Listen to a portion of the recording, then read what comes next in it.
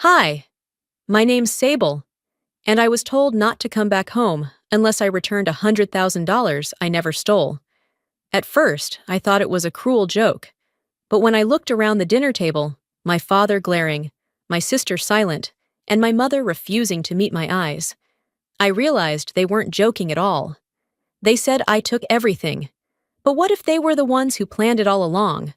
What if the people who raised you rewrote you out of the family without saying a word? Would you walk away or fight for the truth? Let me show you what happened next. I hadn't been back in almost a year, but I knew the route to my parents' house like muscle memory.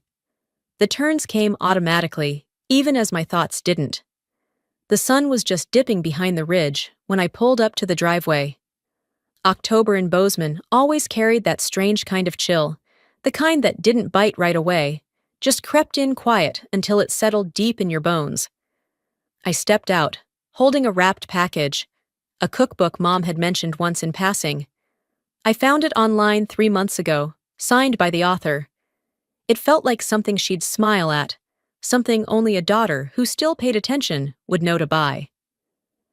Inside, the smell of rosemary and butter filled the air. Tamsin was the first to notice me. She beamed too wide, the way people do when they're trying too hard to pretend. "There she is," she said, coming toward me with outstretched arms. Her hug was brief, perfunctory. Colby gave a stiff nod from the kitchen counter. I looked for Mom. She was in the dining room, setting out silverware, her back turned. Dad stood near the fireplace, glass in hand, not looking at me. His expression didn't change when I said hello. Just the kind of man who thought indifference was punishment enough. I placed the gift on the buffet, next to a bouquet someone else had brought, and took off my coat. Everything looked the same, but the air wasn't right. We sat down. Turkey, stuffing, mashed potatoes, all the classics, arranged like they always had been. The kind of meal that told you this family still knew how to perform tradition. And then, just as Dad lifted his wine glass, before anyone had even touched their plates, he slammed it down. The sound cut clean through the room. "Return the $100,000, he said, voice sharp, "or don't come back again." The words didn't register at first. Not really. It was like hearing someone speak underwater. I looked around, expecting someone to laugh, or flinch, or tell me it was a joke. But no one moved. Tamsin was staring at her plate like it held the answer.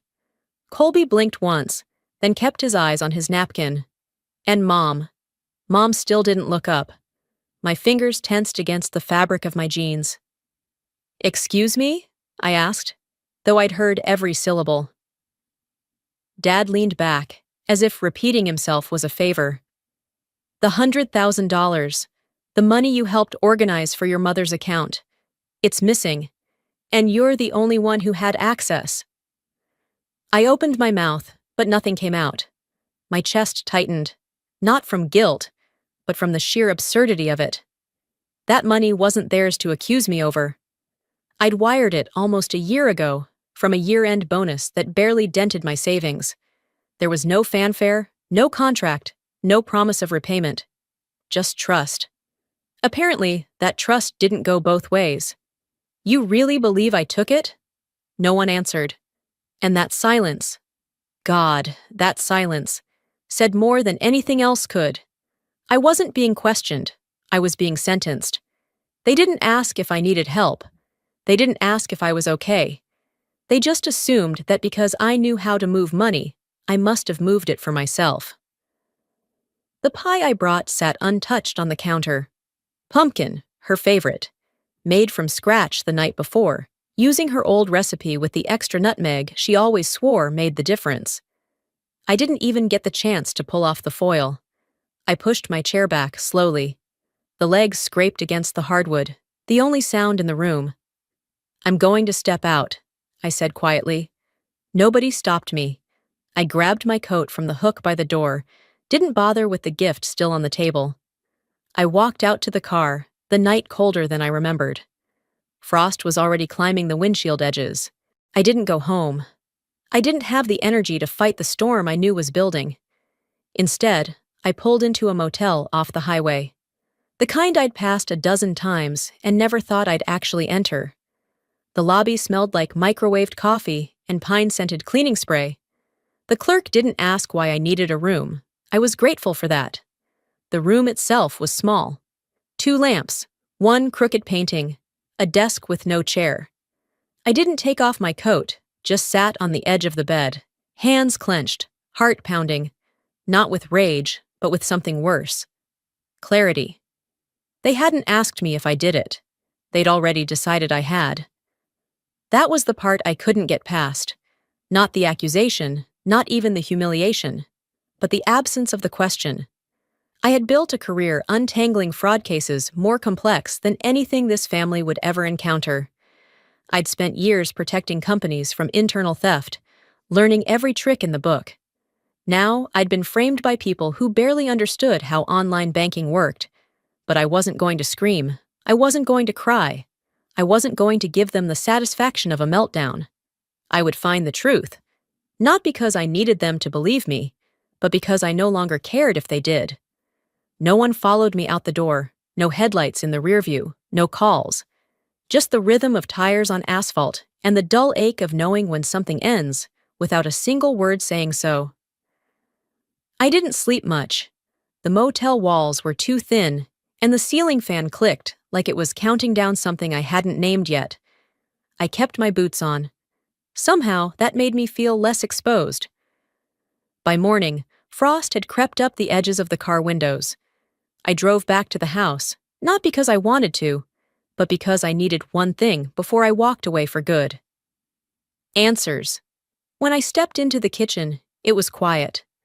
My mother was standing at the sink, drying the same plate in slow, hypnotic circles. The kind of motion you make when you're trying not to think. The smell of toast lingered in the air, but no one had touched it. She didn't turn around when she heard me. Just said, "Coffee's fresh," as if I'd come in from work, not from exile. I poured myself a cup, sat down at the table. The chair creaked beneath me.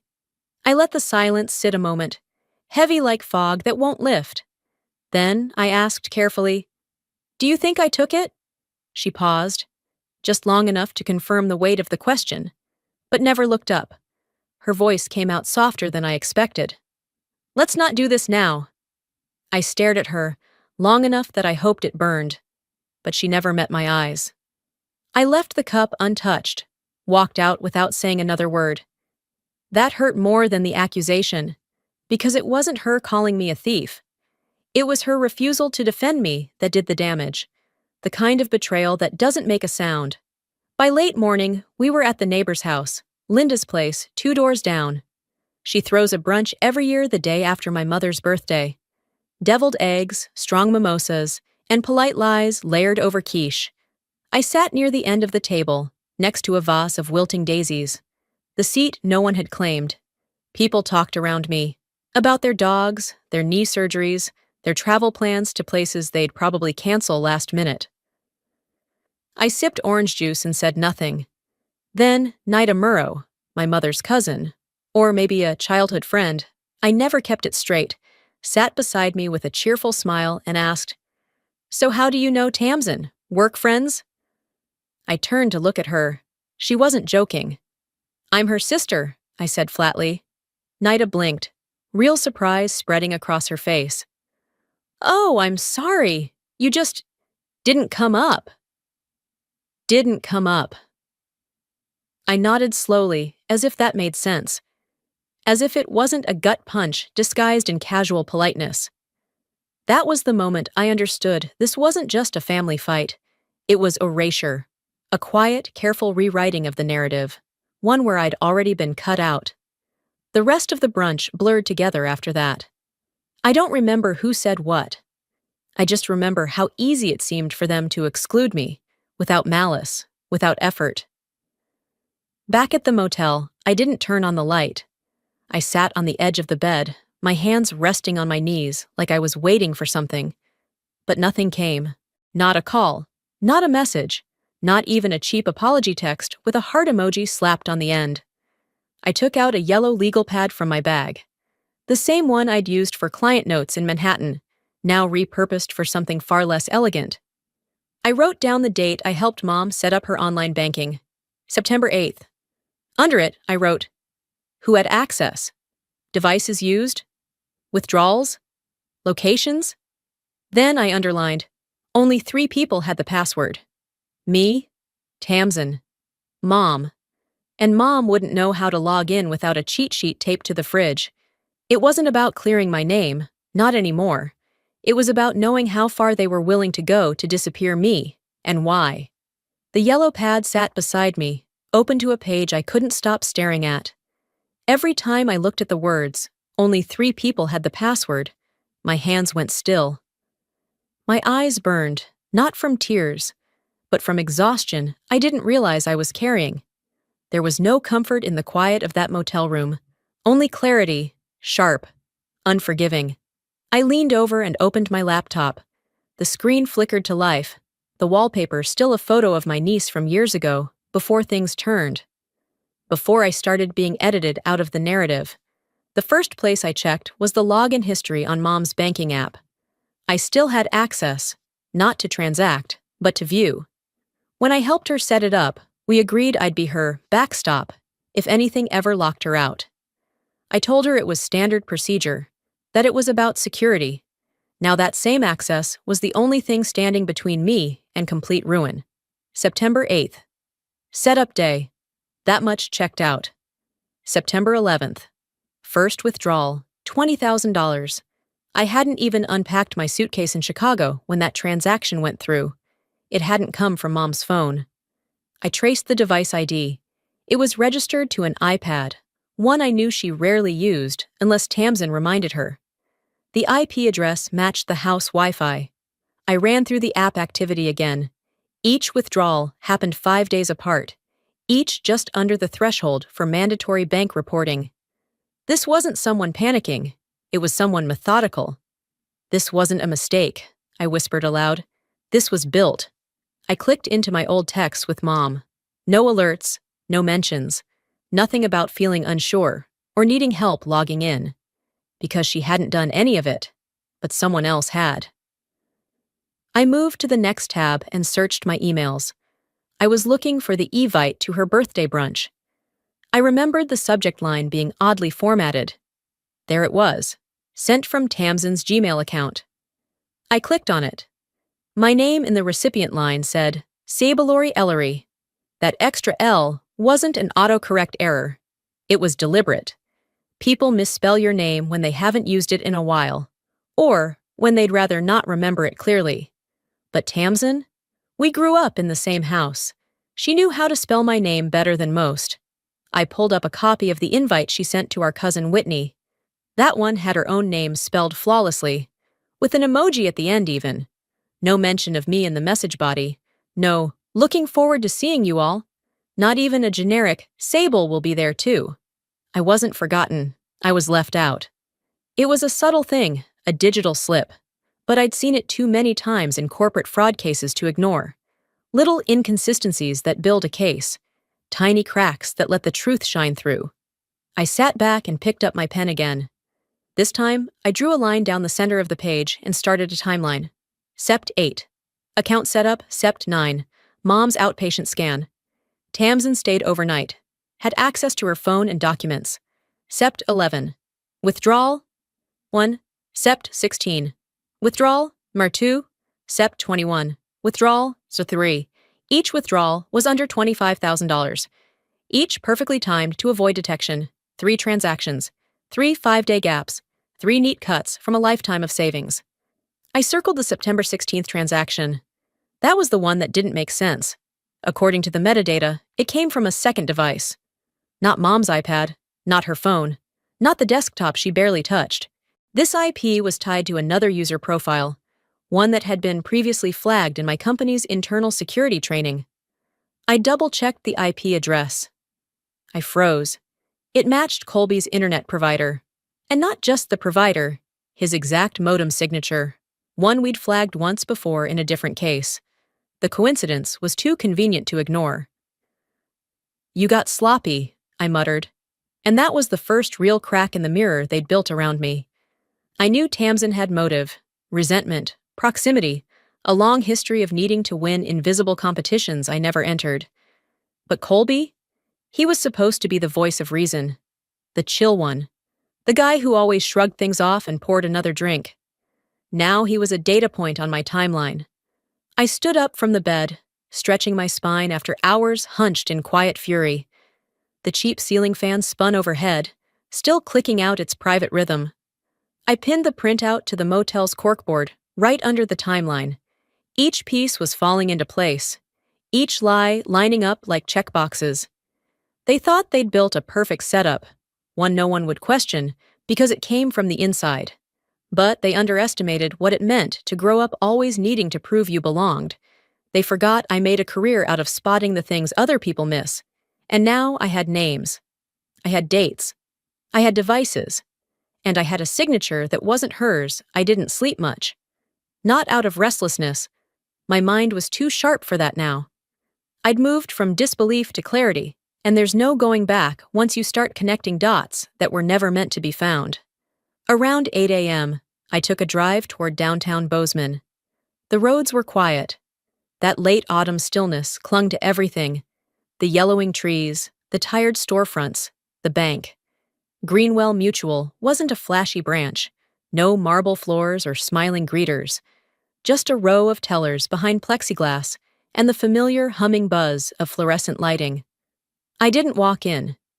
Instead, I parked down the street and opened my laptop.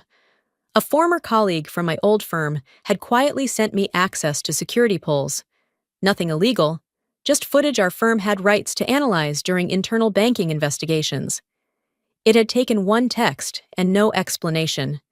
That's how much credibility still carried weight in the world I actually belonged to. I loaded the files. The first video played in choppy black and white. A woman entered the branch wearing a gray hoodie, sunglasses too big for her face, and a cloth mask. She moved quickly, shoulders slightly hunched, glancing once over her shoulder. Not enough to draw suspicion, just enough to clock her surroundings. She approached the counter and fidgeted. Her right hand tapped out a rhythm on the counter. I'd seen that motion before. For years. Every time she lied, Tamsin tapped her fingers, like she was playing piano no one else could hear. The woman lowered her mask briefly to confirm her ID with the teller. It was her. She didn't even bother changing her voice. Just leaned forward and said something, probably confirming her mother's name. There was no effort to fully disguise herself, because why would there be? No one was supposed to check. I paused the frame and took a screenshot. Her profile was visible enough. I could identify the earrings, Mom's vintage pair with the broken clasp Tamsin had borrowed years ago and never gave back. I played the second clip. Same hoodie, different day. This time the withdrawal was larger. She moved with more confidence, as if the first time had proven how easy it would be. I leaned back in the motel chair. The video still played on loop. Her hand, her voice, her carelessness. Back at the motel that afternoon, I reviewed the login history again. I cross-referenced it with the bank's access logs and the footage timestamps. That's when something shifted. The first login after setup hadn't come from Mom's phone. It had come from a device linked to the home Wi-Fi, a generic tablet. But its unique identifier matched a product Colby had registered for a rewards rebate last summer. The MAC address was a perfect match. I pulled the metadata again. The IP was traced back to the Kittredge home, of course. But the recovery email? Not Mom's. And not mine. It was Colby's personal email. The one he used for junk mail, discount codes, and the fantasy football league he obsessed over every fall. The phone number attached for two-factor authentication? Not Vera's. And certainly not mine. It was a burner line Colby once used for property listings, rerouted through a VoIP service. Technically legal. Ethically? Another story. They didn't need to be tech geniuses, I muttered, staring at the screen. They just needed me to trust them. They'd used the opportunity I handed them. The day I walked Mom through the process, answering her questions, setting up her password. I even told her, "We'll keep it simple, just in case you ever need help." I should have known better. I'd spent my entire career tracing fraud that started with good intentions and ended with betrayal. I'd seen this pattern before. Only this time, it wore my sister's perfume and signed my father's name. I printed the login log, highlighted the suspicious entries, circled the IP address. I added it all to a growing pile, each document its own piece of evidence, its own betrayal. The sun dipped behind the hills as I taped still frames to the motel wall. Like a detective's board, each line pointed to the next. Transaction dates, devices used, physical visits to the bank, login times, amounts. Each time, they got bolder. Each time, I got more certain. I reached for the folder I'd labeled Receipts Phase 1. Inside, I slid the screenshots, the metadata printouts, the signature comparisons. Then I picked up a Sharpie and wrote two names side by side at the top of a blank sheet. Tamsin. Colby. Below that, I wrote one sentence in block letters. Time to find out how much Mom actually knows. Because the signature on that authorization form, the one giving full access, was shaky, like it had been traced, or signed under pressure, or forged. It didn't look like the way Vera signed birthday cards or grocery checks. There was something off in the slant of the letters, something uncertain, like it had been done while someone else watched. And if I was right, this wasn't just financial fraud. This was manipulation, of trust, of power, of love. And it started with the person I used to call my sister. The next afternoon, the house was louder than usual. Tamsin's voice carried from the living room, over-explaining how to set up the new smart TV, while Vera smiled and nodded as if any of it mattered. A neighbor I barely recognized stood nearby, holding a mug of spiced cider, nodding along with Tamsin like she was narrating a home makeover show. I stayed by the stairs, invisible but listening. The TV sat in its box, the packaging half-peeled, styrofoam scattered across the rug. "Oh, Tamsin," the neighbor said with a chuckle. "This must have cost you a fortune. You really are so generous with your parents." I didn't move. I didn't speak. I didn't have to. That was the same model I had ordered 2 weeks ago, charged to my card, shipped straight to this address, gift note included. I'd even added a bow. Tamsin didn't hesitate. She looked up, caught my eye from across the room, and smiled just enough. "You're welcome," she said. Vera didn't correct her. The neighbor didn't blink. No one turned to ask me anything. I walked away. Not out of weakness, but because the lies were no longer shocking. They were expected. Later that evening, I offered to help bring coats in from the garage after most of the guests had left. It was cold out, and I figured keeping my hands busy would buy me a few moments of silence before dinner. As I gathered the last of the jackets from the back of the hall bench, something slipped out of the inside lining of Vera's rust-colored coat. I crouched and picked it up, a folded receipt, creased like it had been tucked there for weeks. I flattened it against my palm. $15,000 withdrawal. Greenwell Mutual Bank, October 15th, 11:47 a.m. But Vera had been at choir rehearsal that morning. I'd driven her there myself. She insisted I drop her off so she wouldn't be late. I remembered the time, the weather, the fact that she wore the same coat. I stared at the slip of paper for a long time before folding it again and sliding it into my pocket. The coat didn't go back on the hook. I hung it in the back closet. That night, I found Tamsin alone in the kitchen.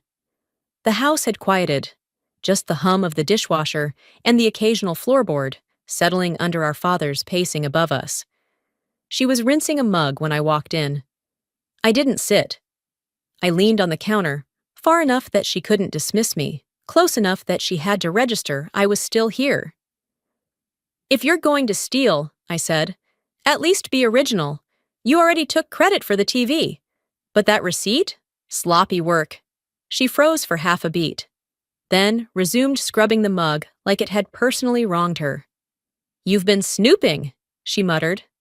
I didn't respond.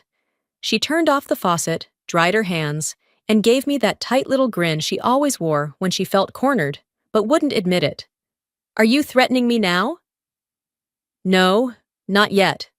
I folded my arms. But I'm not stupid. And I'm not alone. I've started documenting everything. She laughed once, but it didn't reach her eyes. You're really going to tear this family apart over a misunderstanding? A misunderstanding? I echoed. You used our mother's trust. You helped empty her account. And then you let everyone think I did it. Tamsin picked up the mug again, wiping the same spot twice. You always act like you're so righteous, Sable. You think just because you moved out and got fancy degrees and a job in some tall building, you're better than the rest of us. I never said that, I replied calmly. But I did expect that if I offered help, I wouldn't be turned into the villain behind my back. She narrowed her eyes. People believe what makes them comfortable. You being the bad guy? That's easier for them. I took a breath. Well, they'll have to get uncomfortable. She stepped closer then, just one step, and dropped her voice. You've always been good with paperwork, but this isn't court. This is family. We don't play by your rules here. That's funny, I said, because last time I checked, stealing is illegal everywhere. She rolled her eyes and turned away, but I could feel it. Under the surface, she was rattled. I left the room, walking with purpose. I wasn't bluffing. The folder I'd built was no longer just research. It was evidence. And I wasn't going to wait for them to give me a seat at the table again. They already pushed me out. I was making my own. As I passed the hallway, Vera stepped out of the dining room, carrying an empty tray. She glanced at me, opened her mouth to speak, but stopped. I nodded once, short and final. She didn't stop me. The next morning, I drove back to the motel and made copies of every receipt, every timestamp, every form. By the time I hit print on the last document, my folder had doubled in thickness. I labeled it Phase 2. The next time they tried to rewrite history, they'd find my handwriting all over it. After I left the print shop, I didn't go straight back to the motel. Something in me tugged toward the house. Not out of sentiment, but unfinished business. I knew I wouldn't have long. Vera was still prepping for another small dinner with church friends, and the dining room would be her domain for at least an hour. That gave me just enough time. I parked half a block down, entered through the side gate, and stepped in through the laundry room. Quiet. I moved through the hallway and slipped into Vera's home office, if you could call it that. It was really just a former guest bedroom where bills and mail went to die. The room smelled like paper and faint lilac. A stack of unopened bank statements sat on a rickety bookshelf, neatly ignored. I headed straight for the filing cabinet. Middle drawer. I didn't have to think twice. Inside was a labeled folder. Legal, medical. I pulled it out and flipped through. Insurance papers, prescription plans, old appointment summaries. And then, finally, what I was looking for. A durable power of attorney form, signed by Vera 2 years ago, when she had outpatient surgery. I remembered that signature. I was there when she signed it, right-handed, with her reading glasses halfway down her nose, grumbling that the font was too small. Her pen had left a small ink blot on the M in her last name. Natural, fluid, flawed. Then I found the new authorization form, dated 6 weeks ago, granting online banking access to Tamsin. The penmanship was close. Too close. Each letter looked practiced, not written. They'd traced it. They'd used the old form as a guide. But a traced signature never breathes the same way a real one does, and someone who'd never seen Vera sign under stress wouldn't know her tell. She always rushed the tail of her R's when nervous. The forged version didn't. I snapped photos of both documents and returned everything exactly as I found it. On my way out, I passed the hallway gallery wall. Vera had asked me, earlier that morning, if I could help straighten a few of the frames before her guests arrived. I figured that was her way of softening. Or distracting. The top row held the usual suspects: wedding portraits, family reunions, a few blurry cruise photos. But one frame caught my eye. New. Slightly shinier. The photo inside was recent. Orlan, Vera, Tamsin, Colby, and their girls, all dressed in fall colors, standing in front of the fireplace, smiling like they belonged on a holiday postcard. I wasn't in it. I didn't need to ask when it was taken. I already knew. Last Thanksgiving, the one I skipped for a client arbitration in Seattle. I'd texted, I'd sent a pie, I'd even called during dessert, and somehow I'd been erased. They'd assembled their own perfect version of a family, trimmed down, tightened, easier to manage. I took the frame off the wall, dusted it with my sleeve. Then I rehung it, lower, where it almost touched the floor. Let them trip over it. Later that night, back at the motel, I sat on the edge of the bed with my knees drawn up. The folder now had its final puzzle piece, the forged signature. It fit like a key in a lock that had waited too long to be turned.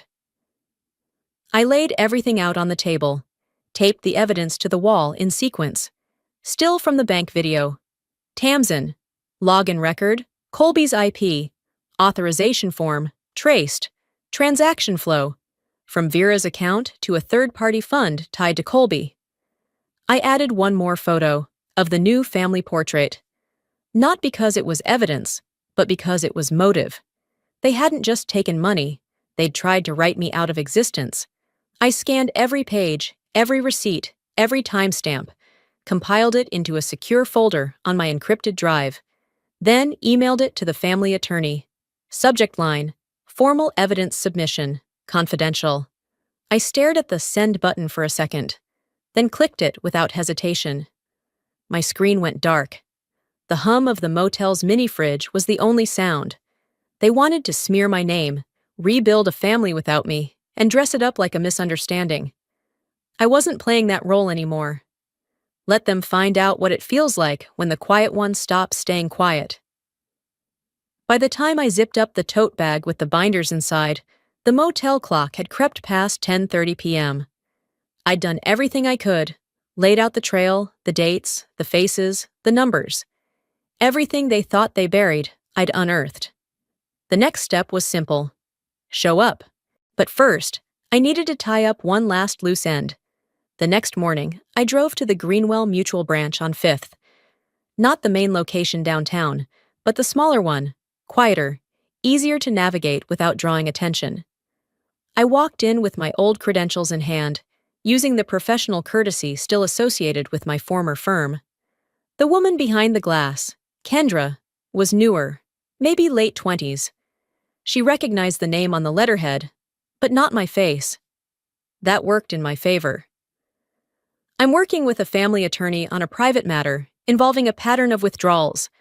I'd like to request digital access logs and surveillance timestamps for 3 transactions. She tapped on her keyboard, then frowned. "These are flagged," she said. "Flagged how?" "Just restricted access. System locked. That doesn't usually happen unless a manager places a hold or someone requests redaction." "Redaction?" I kept my voice even. Why would a surveillance clip on a standard transaction be redacted? She hesitated, glancing toward the office door behind her. "It's listed as overwritten. That's odd." I didn't flinch, just pulled out a sticky note, wrote the exact timestamps from my records, and slid it to her. "Do me a favor. Pull the metadata logs. I don't need footage. Just proof that footage once existed. And when it went missing." Kendra nodded slowly, lips pressed into a line. I thanked her and left before any questions could surface. I wasn't going to risk interference, not this close to the end. Back at the motel that night, I lined up 3 printed transaction logs on the desk. Same withdrawal amounts, same pattern, same delay between them. Each deposit ended up in an account registered to Orlin Kittredge.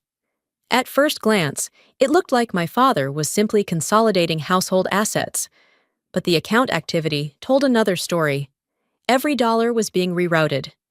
Each transfer, exactly 1 day later, went straight to a portfolio fund, under Colby Vexler's name. They used my father's clean credit to hide the movement. It wasn't genius, it was lazy, but it worked, because they knew no one would dare accuse Orlin of anything, and even fewer people would question Colby, the nice guy who always fetched the wine, who always had Vera laughing over dumb real estate stories.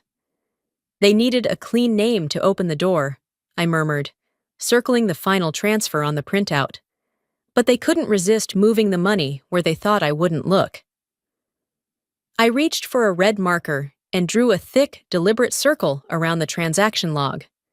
Then I stacked it into the growing exhibit pile. There was no doubt now. This wasn't just carelessness, this was collusion. And it was going to stop. The following day, I assembled 2 binders on the small desk tucked into the motel's corner. One labeled family copy, the other legal copy, certified. I flipped through each one, page by page. Tamsin's surveillance still at the teller window, Colby's IP address from the login record, the forged signature, the deposit trail from Mom's account to Orlin's, the forwarding to Colby's fund. I added the missing surveillance metadata with a note that read, "Footage exists, now overwritten." There were no monologues, no imagined courtroom speeches in my head, just silence, focused, measured, cold. I zipped the tote shut and set it gently on the floor beside the chair. The motel light flickered once, then steadied. Then I said it out loud. Not to anyone in particular, just to myself. Let's see if they still call me family after this. I didn't mean it to sound tough. I meant it the way someone says, "It's going to rain," after watching the clouds all afternoon. It wasn't a threat. It was just what came next. Late afternoon light stretched across the road as I turned onto the block. I didn't pull into the driveway. I parked at the curb, engine ticking after I shut it off. The tote bag sat on the passenger seat, heavy with more than paper. The house looked the same, but it didn't feel the same. I stepped out slowly, adjusted the strap of the bag on my shoulder, and walked up the path. Not like a guest, not like a daughter, but like someone who had been summoned to finish something. Inside, the air was warm. Rosemary and something buttery drifted from the kitchen. The familiar hum of Vera's dinner rituals echoed down the hallway, dishes clinking, oven timer beeping. But the sound didn't soften anything. Tamsin was sitting on the kitchen counter, ankles crossed, drinking from a stemless glass. She didn't smile. Colby leaned against the fridge, arms folded. He nodded at me without a word. Vera was arranging salad on a serving platter. Orlan stood at the stove, stirring a pot of soup like he was auditioning for calm. No one greeted me. I walked past them, straight to the island, and set the tote down with care. Then I unzipped it. I took out the first binder, family copy, flipped it open without looking up. "Let's walk through it together," I said, voice level. "Since none of you asked." The room went still. First, I laid out a still image from the security footage. Tamsin, wearing a hoodie, speaking to the teller. I slid it forward. She didn't move. Next, the login logs, Colby's IP address, metadata, timestamps. Then the forged authorization, side by side with the real signature from 2 years ago. The differences circled. Finally, the transaction trail, funds withdrawn from Vera's account, deposited into an account under Orlin's name, then rerouted to Colby's investment portfolio. I didn't rush. I wanted every second of silence to stretch like a held breath. Orlan broke first. "What is this?" I met his eyes. "This is the money you accused me of stealing, walking itself, step by step, into your son-in-law's hands." Vera blinked. Slowly. Her hand paused over the salad tongs. Tamsin's face remained blank, but her fingers tightened around the glass. Colby cleared his throat. "She's twisting this. These things don't always tell the full story." I held up the last page, tapped it. "This is a certified audit trail, already submitted to your attorney, 2 weeks ago." Orlan took a step back. I turned to Tamsin. "You used Mom's condition. You waited for me to leave. Then you covered your tracks with a smile and let everyone else point at me." Her voice was low, brittle. "You're blowing this out of proportion." "No," I said. "You did that when you chose to erase me." Colby opened his mouth again, but Vera's voice cut through. We didn't know what to believe. I turned to her. You didn't want to believe me. That's different. It was easier to assume I was the problem. That way you didn't have to ask what was really happening under your roof. Tamsin dropped the glass into the sink harder than necessary. You always think you're above everyone, that your job, your career, your apartment. I never said I was better, I interrupted. I said I was family, and I expected the same in return. She looked at me like I'd slapped her, but I didn't flinch. I slid the binder closed, tucked it back into the tote, and slung the strap over my shoulder. You told me not to come back unless I returned the money, I said, turning toward the door. I paused once. I didn't take the money. A beat. But I brought the truth. No one stopped me, not this time. The door clicked shut behind me, just a soft sound, barely more than a whisper. No footsteps trailed after me. No one called my name. Not even the porch light came on. I walked down the same front steps I'd climbed 100 times before, except now, every inch of that sidewalk felt like a clean break. Not an escape, not a punishment, just a release.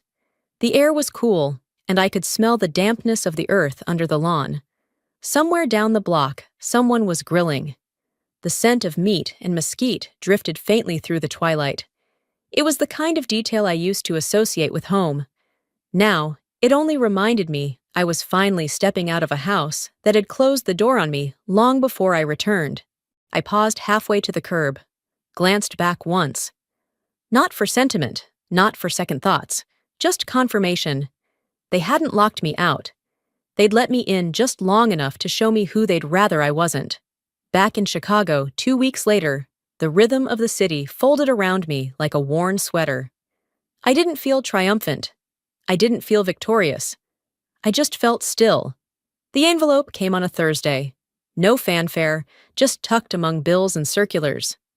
My name typed cleanly in the return address window. Inside were 2 things. The first, a letter. Handwritten. The ink slightly smudged in places, like it had been started and restarted. The handwriting was unmistakably Vera's. It wasn't long.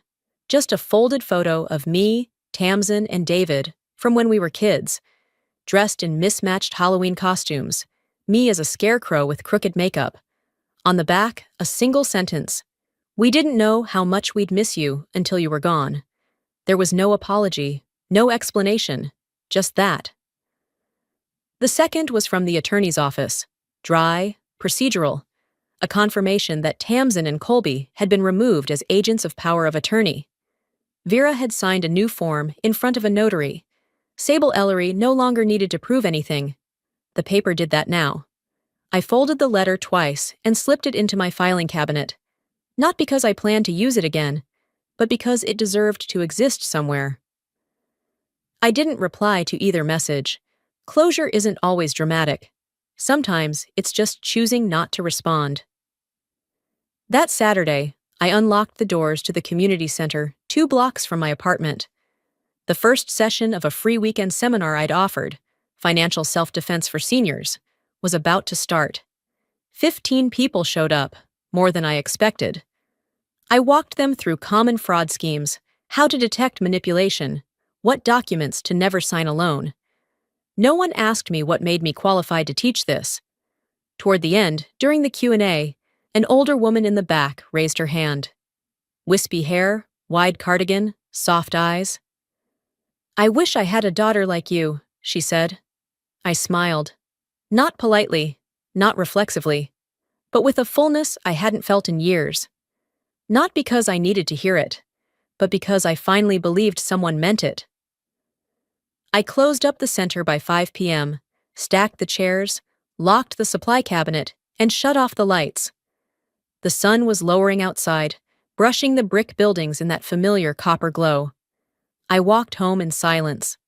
No podcasts, no phone calls. Just me. You don't always get to go home, I thought, gripping the tote bag slung over my shoulder. But sometimes, if you're lucky, you build something better than the place that let you go. And if I ever walk back into that house again, It won't be to be accepted. It'll be to be seen. Before I go, I want to leave you with this. What happened to me wasn't just about money. It was about trust. How fragile it is. How easily it can be manipulated by the people closest to us. But here's what I learned. You don't need everyone to believe you to be right. And you don't have to keep bleeding just to keep a seat at a table where you're not respected. Sometimes the bravest thing you can do is walk away. I didn't set out to win. I didn't want revenge. I wanted the truth. And I got it. Not for them, but for me.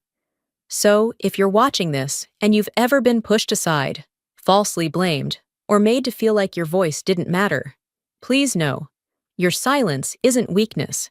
And when you're ready, your truth will be louder than anything they tried to erase. Now let me ask you something. Have you ever had to walk away from your own family to find peace? Or maybe you were the one who stayed silent, like Vera. Or stood by, like Orlan. I'd love to hear your thoughts. Drop a comment and tell me where you're watching from. Or just type 1 if this story hit home for you. And if you didn't connect with the video, that's okay too. Tell me why. Let's keep the conversation honest. Let's keep it human. If this story touched you, helped you see something more clearly, or simply made you feel less alone, please hit subscribe. We've got more real stories coming your way. Stories about resilience, justice, and those quiet victories we don't always see. Thank you for spending time with me. I'll see you in the next one.